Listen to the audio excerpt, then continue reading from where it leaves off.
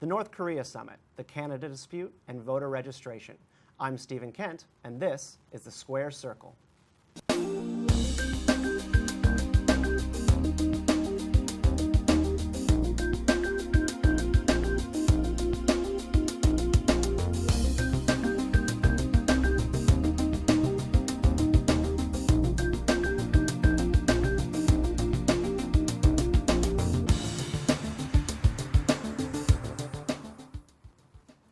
Hello and welcome to the Square Circle. I'm your host, Stephen Kent.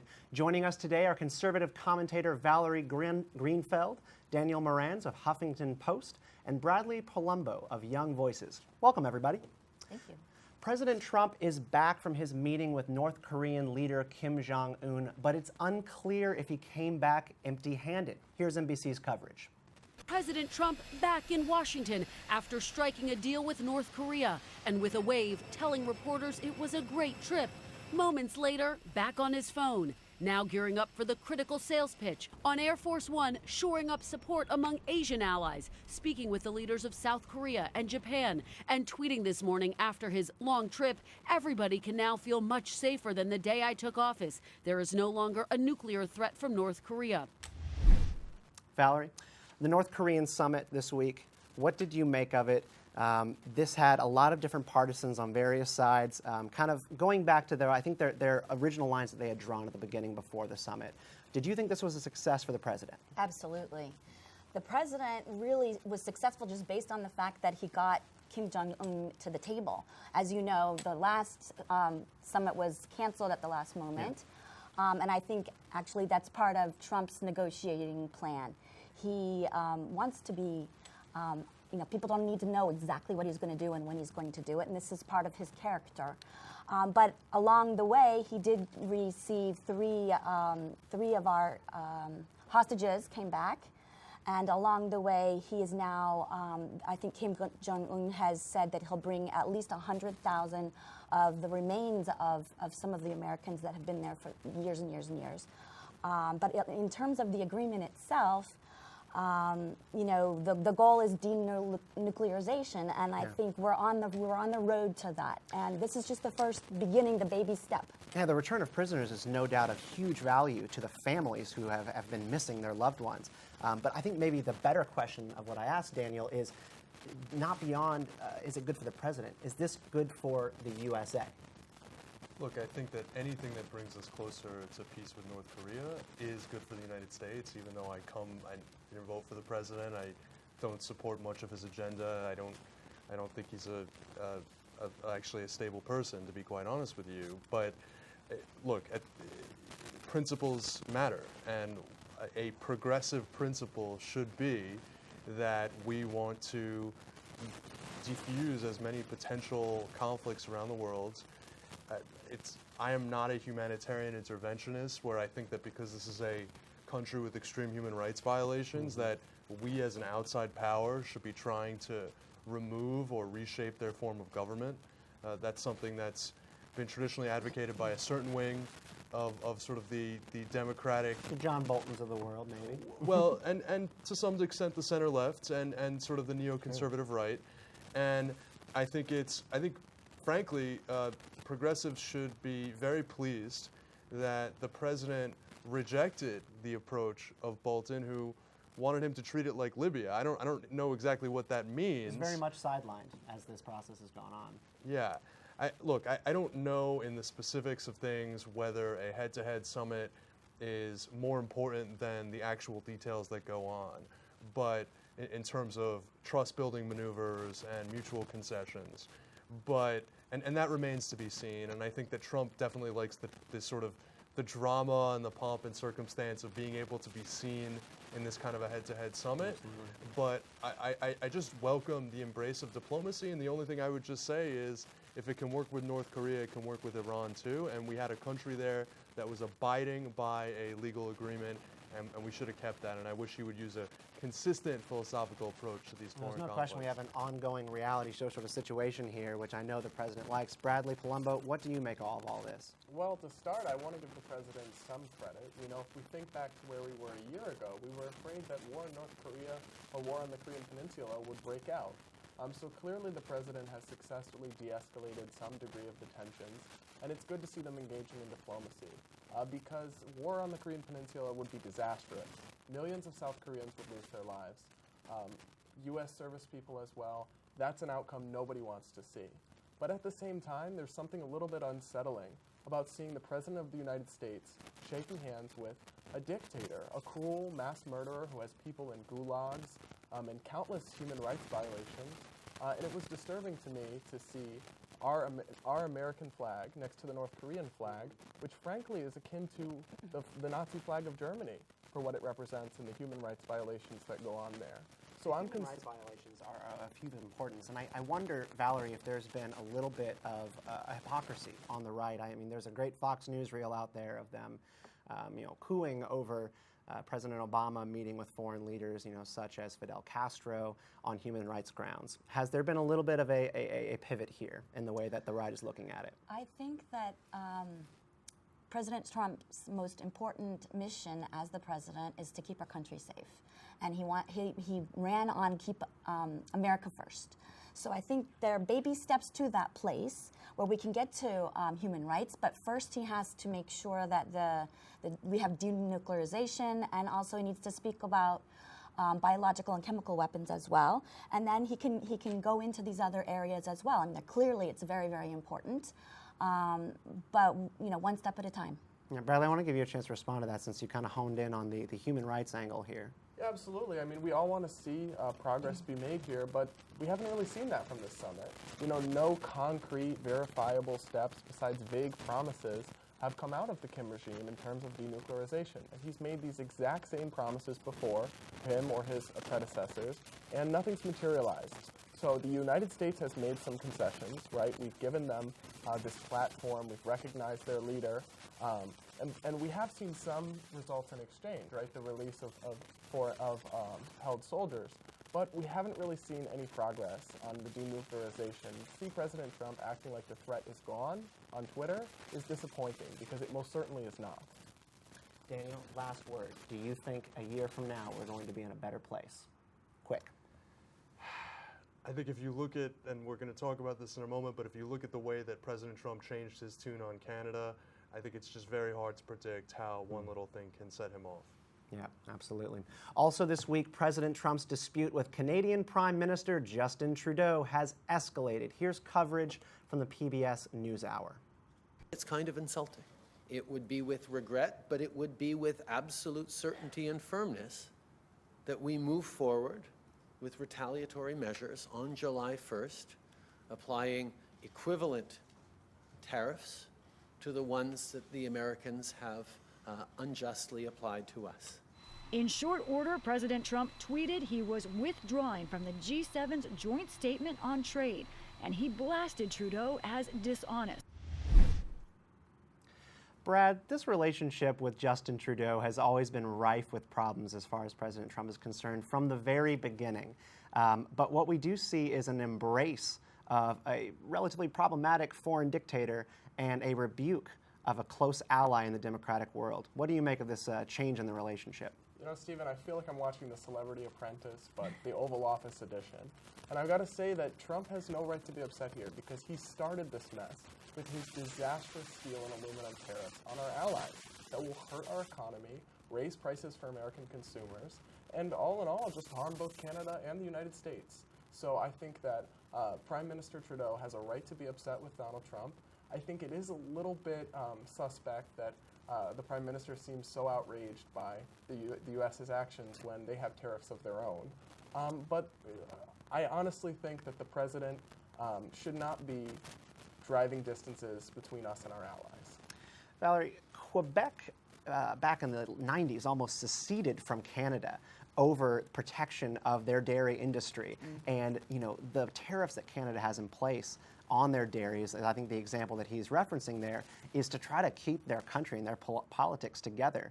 Do you think there is a reason for Canada to sort of actually go to bat for these ideas and combat with the president?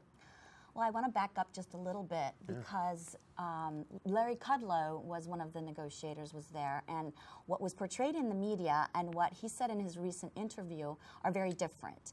Larry Kudlow was saying that there was a good negotiation going on, and then President Trump left to go to the DPRK or to Singapore to meet with the president there. Yeah. And once he left, that Prime Minister Trudeau then got up and said some things that were not said and kind of like he double-crossed him. Yeah. And so I wasn't in the meeting, and the media in general weren't in the meeting, so we don't really know what went on behind the scenes. And so to blame Trump when we don't really know what was decided in that meeting and what was Trudeau going to say, you know, when Trump wasn't even there to back himself up, I thought was unfair. Daniel, what do you make of that? Because Justin Trudeau obviously has a reputation as Mr. Nice Guy of the global stage. Do you buy it? And watching his statement that so angered Trump, I was puzzled as to why it set Trump off so much. And this is what I talk about when I talk about Trump's instability as a leader and his thin-skinnedness, and how taking things so personally and being so, frankly, narcissistic in the way that he receives the most minor of personal comments. I mean, this is a guy who, after this happened, had an advisor say that there's a special place in hell for Trudeau. Whether he withdrew it or not, it doesn't matter. You can bet that those advisors were acting like attack dogs because they know that that's what Trump likes. Compare Trump's thin-skinned reaction to what, to me, was a pretty modest statement, probably directed at domestic Canadian audience, that they just weren't going to be pushed around, to the way Trump tweets about these leaders on a regular basis, speaking about how Justin betrayed him. This is a guy who went out of his way, despite Canadian public opinion about Trump, to reach out to him, to nurture and build a great relationship. There were multiple state visits. It looked like they had a great relationship, but Trump is such a simple-minded and juvenile person that the slightest, anything short of complete fealty is taken as a personal affront. And just one last note on the dairy front. As part of NAFTA, there are exceptions for U.S. goods as well, and so this is fact-free attacking. I'm not a pure free trade church person in the sense of worshiping at the altar of free trade, but we can do things, you know, for example, to get our products into the EU, and certainly China, which is, you know, the greatest abuser of trade rules in terms of reciprocity. Yeah, but and this is part of a much bigger picture that we've seen, you know, just a change in the way that our economic relationships are going. This was playing out at the G7 summit just the other week. Trump is at odds with all of our traditional economic allies. So I want to comment on what you just said, because I think by saying this is Trump's fault, Trump wasn't even there. Trump wasn't even speaking. This was Trudeau that was having the problem. He chose to lash out at a close American ally and a leader who went out of his way to build a relationship with him. If Trump's worried about people going behind his back, then why doesn't he approach Trudeau personally about that? Instead, he does the Trump thing, which is blow up on Twitter. And demonize somebody. And who started this whole ordeal? It was Trump with these tariffs on our allies. Right. Here's the thing. Trump is there to renegotiate trade. NAFTA's part of that. TPP is part of that. Even the RAND deal. All of these things, he's an apple cart guy. He's upsetting the apple cart as best he can, and that's what he was elected to do. That's what the American people wanted from him, and he's giving that to them. So, in my view, you know, he's doing his job, and he's doing it well. When Trump doesn't even understand that the dairy exception is part of a reciprocal existing agreement, or the fact that we don't even really have a problem selling steel and aluminum to Canada. We do have one with the EU, but because of NAFTA, we don't have a problem with that. Most of Canada's trade surplus is because they sell us oil. I mean, I've heard Wilbur Ross even admit that in public audience. So how can they actually trust that if they're trying to reason with him and he doesn't even understand the policy stakes and he's slighted and then goes off on people in public, that they can deal with a reasonable person? Why wouldn't they just try to wait it out? I think it's interesting that we're saying that Trump doesn't understand and these kinds of things, because he's the first president that even got in the same room with North Korea. I mean, he's the only one that's even been able to get as far as he did, and nobody's applauding him for even creating the meeting. He does refer to trade deficits as if they're the same as budget deficits, and, you know, economically that's not the same sort of mathematical equation. So I think that might be what Daniel's referring to. He just sort of throws out lingo as if I do give him credit doesn't for North understand Korea, and I've been appalled by Democrats and progressives who, in the name of partisanship, have sounded more hawkish than John Bolton on the issue of diplomacy. Brad, last word to you. We've got a huge change up in relationships. If you could choose a G7 where we maintain the status quo, a G8 where we add back in Russia, or a G6 where we actually leave that alliance, what would you choose? Oh, I would have to say that I definitely don't think Russia should be recognized, but I would probably maintain the status quo. I don't think it would make sense for the U.S. to leave a summit with our allies. I don't feel like Trump voters wanted something like Russia re-entering the G7. Sure.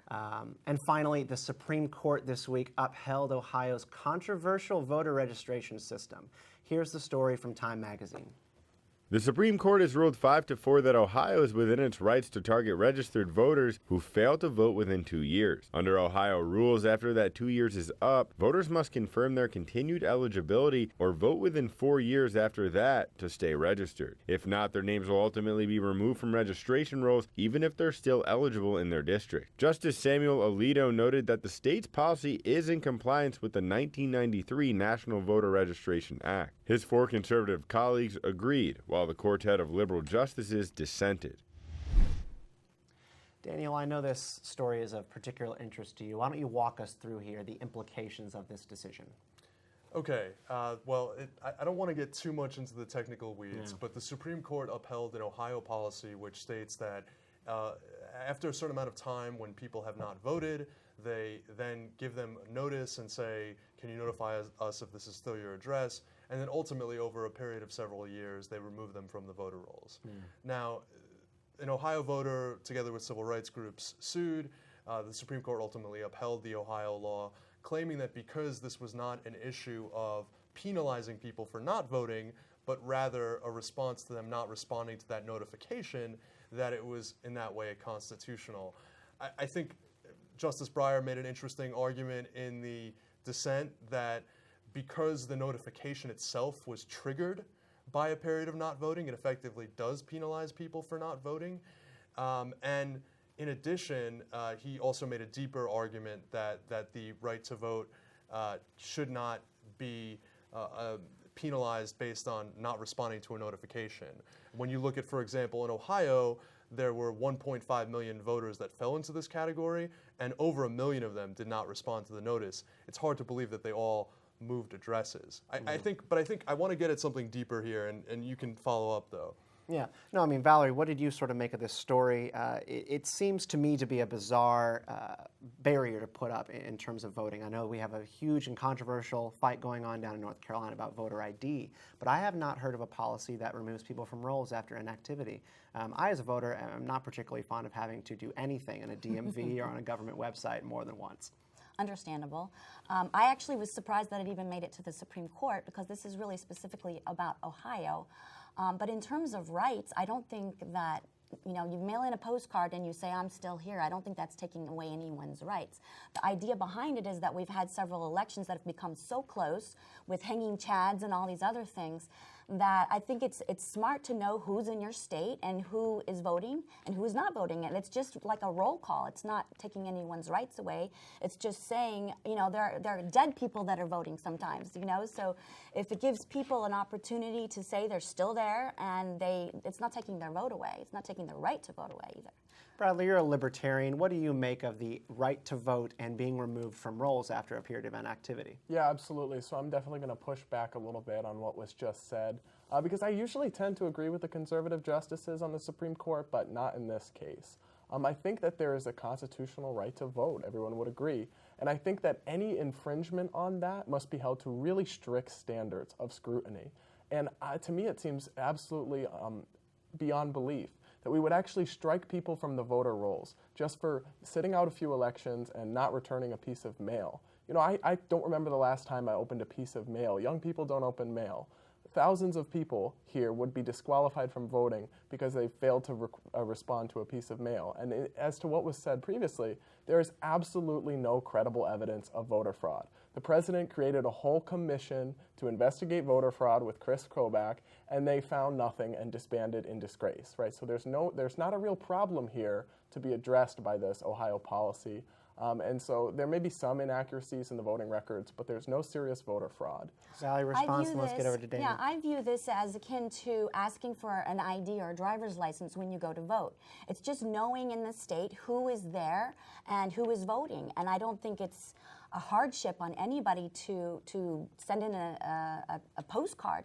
But if it is a hardship, or if it's something that young people don't want to do, I'm sure there are other ways that they can, if there's some kind of email, or there are other ways that they can say, I'm a citizen here and I'm planning to vote, or I'm a citizen here and I'm not planning to vote, but don't take me off.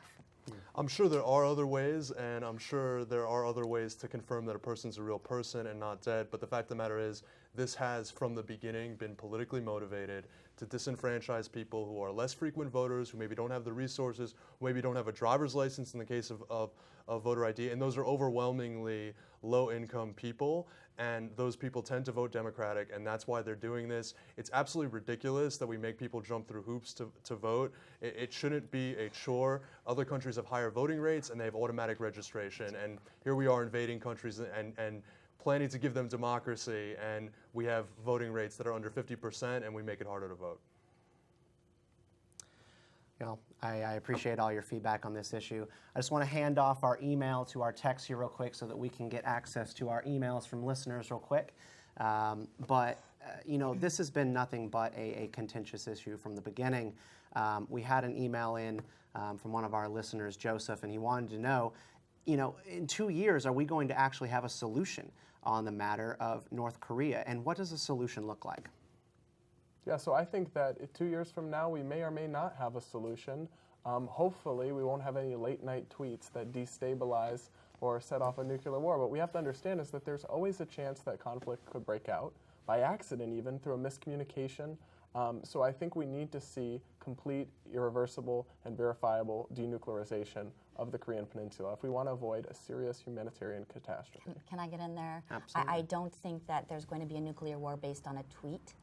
I think that that as Americans, we need to have a little bit more confidence in our president. He has done unbelievable amount of things in the very short time that he's been president, and he's really not getting any credit.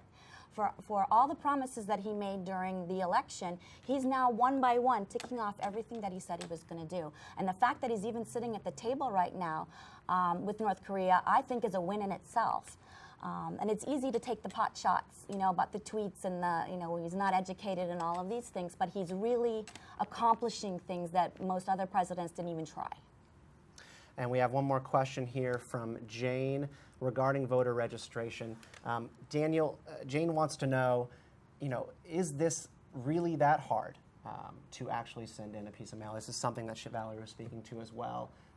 You had mentioned that people don't always get mail anymore. I sometimes forget to pay parking tickets. And would my ability to vote be contingent on that? I don't think that the ability to vote in a democracy, the oldest democracy in the world to my knowledge, or currently standing democracy in the world to my knowledge, that this should be negotiable. I think it should be simple. It should be basic. I don't think it should be. I don't think our citizenship should be confiscated because we've committed a crime. I take that to an extreme. I think that the voting booths should be brought to prisons. And so this idea that if there's any kind of a question about where somebody lives or what they do or whether they're still alive, the government can find plenty of ways to verify that aren't meant to create a bureaucratic hurdle to disenfranchise people for political reasons. And we know it because virtually every other wealthy industrialized democracy in the world has automatic registration, and if they do require ID, they provide it to everybody, so it's easy. Jane, speaking to that, I know you're probably not fond of more spending, but does the government in this case have an obligation to update its systems, the way that we vote, and to really find a new way to reach us besides mail? Absolutely. I don't think anybody would be against that, except for the fact that this is not a negotiable opportunity to vote. Everybody has that opportunity, and just because they don't send in a piece of paper or a postcard, it's not saying that they don't have the right. They just have to make sure that the government knows, or the state of Ohio knows, that they are legal and legal citizens there. That's all. And in the Jim Crow South, as long as they paid the poll tax and could fill out a very difficult literacy test, they also had the right to vote, technically. Well, I think it's sad that we think it's difficult just to send in a postcard. I don't know where I would get a postcard. I don't get mail very often. Y'all, thanks for the discussion on this. Okay, it's now time for our most underreported story of the week. Who would like to start? Who's got something interesting you'd like to bring to the table?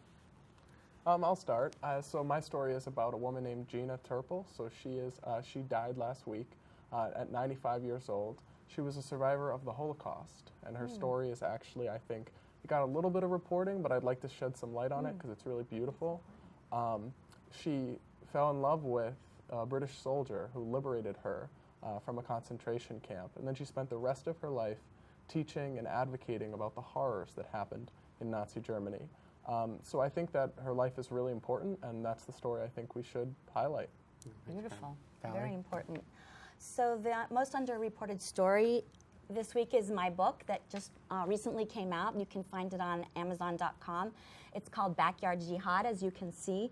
And the reason I wrote the book is to educate parents and teens or young adults about radicalization in the United States and all of the hidden agendas that are going on there. So I'm hoping that that people will go onto Amazon.com and take a look at it. Daniel, what's your spiel?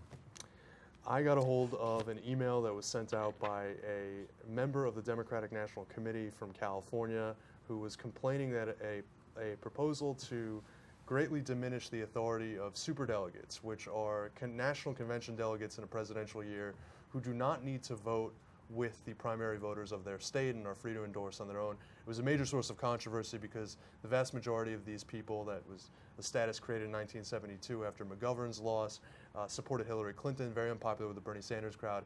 One of the defenders of the status quo, of the superdelegates' status quo and their power, claimed sort of without any basis that the attempts to diminish their power was a Russian plot. And I think it highlights two things, which is that there are very stubborn opponents to the democratization of the large capital D Democratic Party, and that some Democrats have really gone off the rails on Russia paranoia.